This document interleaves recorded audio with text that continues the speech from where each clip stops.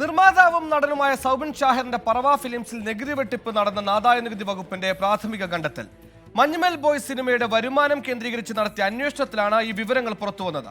സംഭവവുമായി ബന്ധപ്പെട്ട് സൗബിൻ ഷാഹിറിനെ ചോദ്യം ചെയ്യും.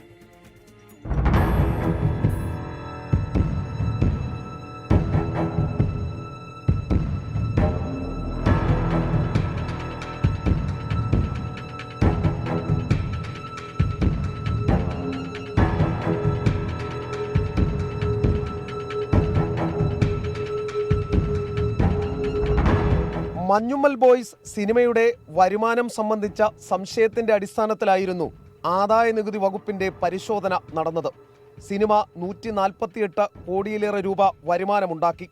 എന്നാൽ 44 കോടി രൂപ ആദായനികുതി ഇനത്തിൽ നൽകേണ്ടിയിരുന്നത് അടച്ചില്ല.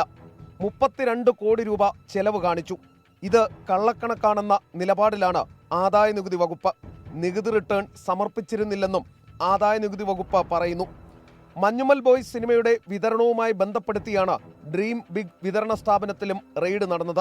പരിശോധനയിൽ പറവ ഫിലിംസ് യഥാർത്ഥ വരുമാന കണക്കുകൾ നൽകിയില്ലെന്ന് IT വൃത്തങ്ങൾ പറയുന്നു.